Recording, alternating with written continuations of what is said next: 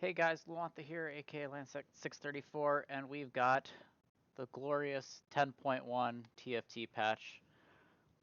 Start of a new season, and we're going to keep on doing these, and hopefully we can keep on speeding these up, because the goal is to keep it under 10 minutes. So we're going to touch and go, and let's see what we got.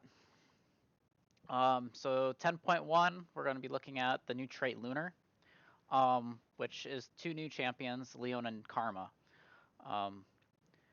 So Leona's a tier 1 Warden, also Lunar obviously.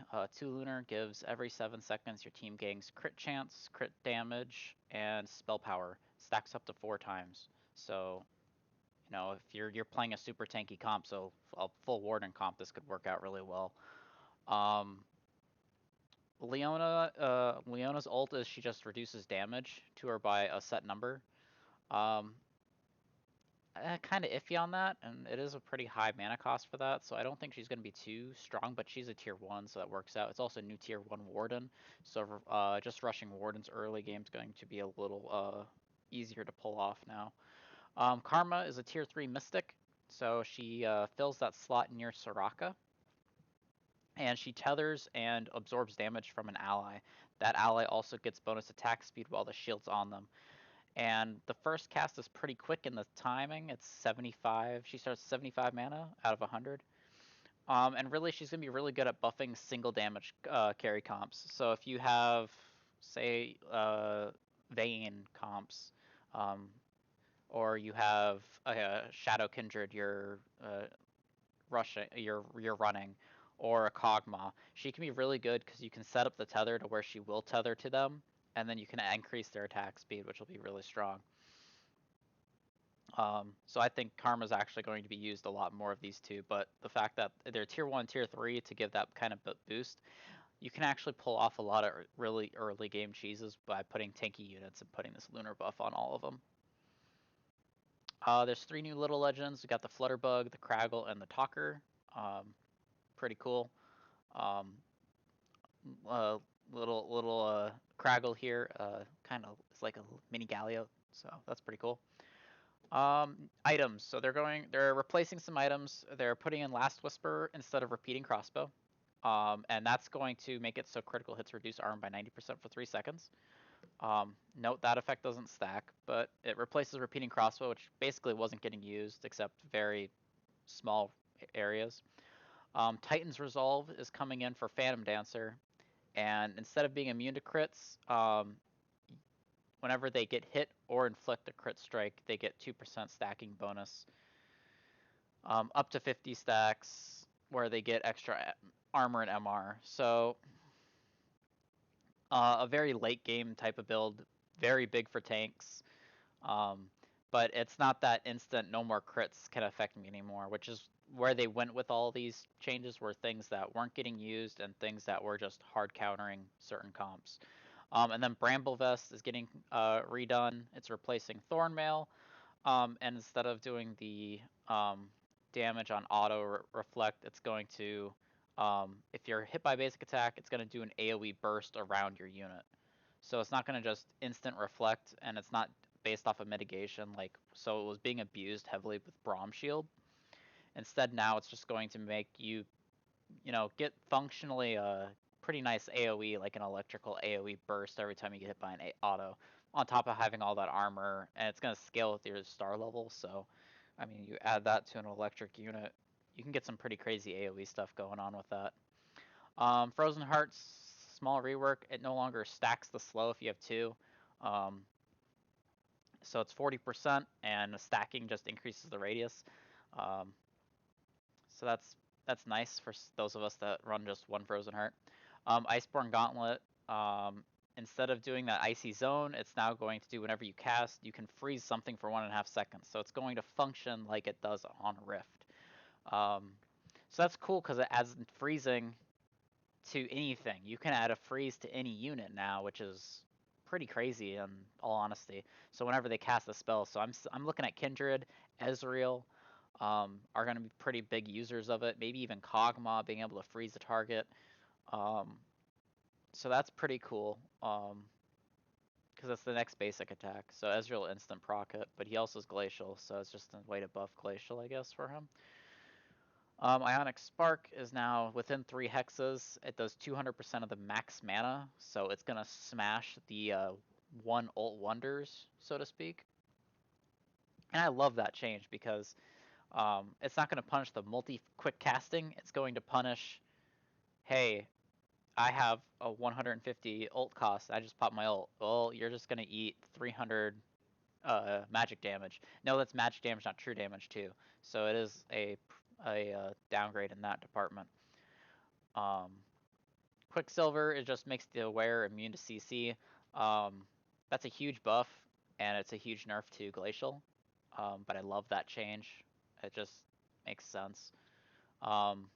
Locket is now going to scale based off of the equipped unit's star, which is nice, and it's 2 hexes in the same row. So I think that's the same AoE, but it scales with the wearer now instead of just 300. So that's actually a pretty hard, that's a good nerf to Locket, which I've seen a lot of Lockets going off like that. Ludens is now going to also scale with the star, but it's a buff to Ludens. It's weaker on tier 1s, but at tier 2 it's already a buff, and if you put it on a tier 3 it's even stronger. So this is a pretty sizable buff for Ludens for mid to late.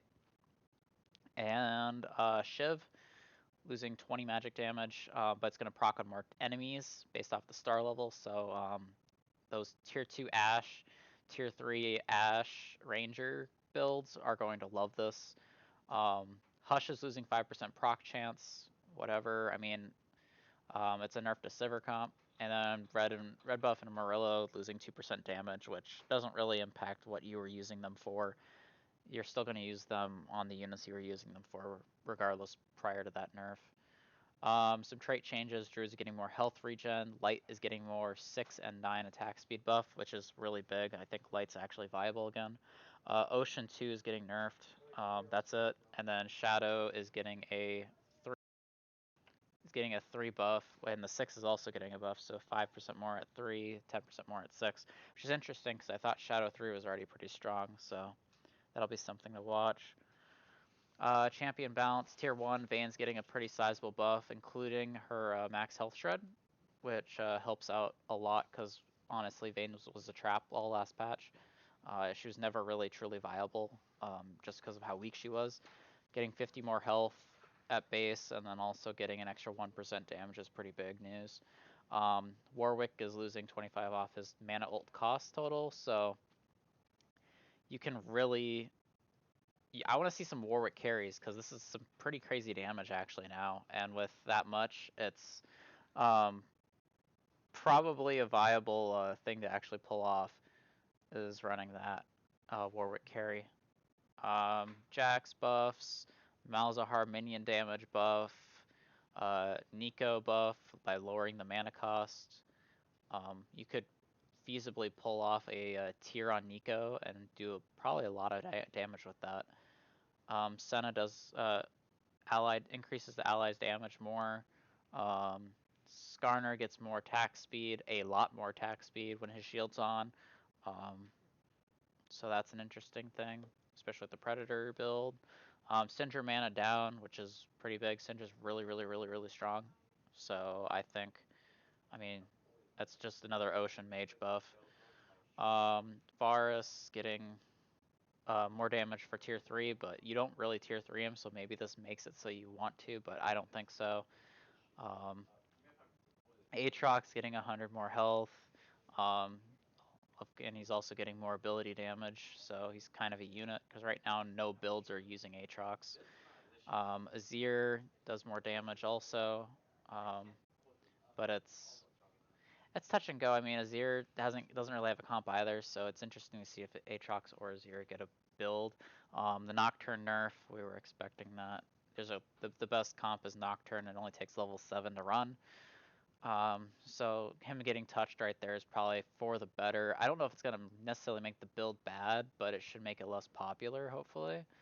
Kiana taking a stun duration nerf, but a damage buff if you hit tier 3, which is cool because normally you just have never seen tier 3 Kiana, so that's supposed to incentivize that. And The stun duration going down is pretty nice. Sivir, her ability loses 2 seconds duration, but I don't think that's an issue because, I mean, you auto and it bounces. I guess it bounces less. Tier 4 Annie Tibbers is going to do less auto damage at Tier 1, but Tier 2 and Tier 3 is more. My Tier 3 Annie I pulled earlier today. Would have loved that extra damage, but I mean, Tier 2 would have been awesome too. 50 more damage per auto. And then Twitch is getting a more 80 ratio at Tier 1 and 2, so it makes Twitch 1 and 2 is just straight up better, which is crazy. But you're not really running them for the attack damage ratio. You're running to apply multiple on hits in a line once he ults. Tier 5, Amumu eating a lot of nerfs here, and honestly, I'm surprised they didn't like hot nerf it. His stun duration is half a second lower at a Tier 1, and he loses 50 damage at Tier 1 and 2. He got the buff at Tier 3, but you aren't going to hit Tier 5 3-star Amumu ever. He's also takes 25 more mana to ult, but they're raising the base, so his first ult's going to come at about the same time, but the second one's going to take longer. To hopefully, lower the Amumu 1v9s that I've seen a couple happen. Master Yi is getting some more ability bonus damage, 25 more for star 1 and 2 star, which is really good. He's already a great unit. You tech him in for the Mystic mostly right now. If you're running like a Shadow or a Blade Master, you tech him in for the Mystic, but now he's actually going to have a little more carry power as a Tier 5. And then last but not least, Nami's taking 50 damage off all 3 of her ranks, and that's because she could do it all. She has Ocean, she had Mystic, she could AoE one-shot teams, apply Morello across everyone. It was just too much going on, and that's why we're seeing that nerf, and it's honestly good. And then a couple bug fixes. If you're casting 2 Tibbers, one of them dying doesn't let Annie get mana, and then untargetable units are no longer impacted by crowd control. So when Yi goes into his healing mode, he can't get CC'd anymore. So that's pretty nice. But yeah, that's it for the 10.1 drop. And for those of you that aren't also aware, they're dropping. So the 11 reward here is 1,000. Is 16,000 points. Excuse me. It used to be 20,000, so they're dropping that by 4,000 required points to get to that reward drop. So those of you that are hard grinding, there's help in sight.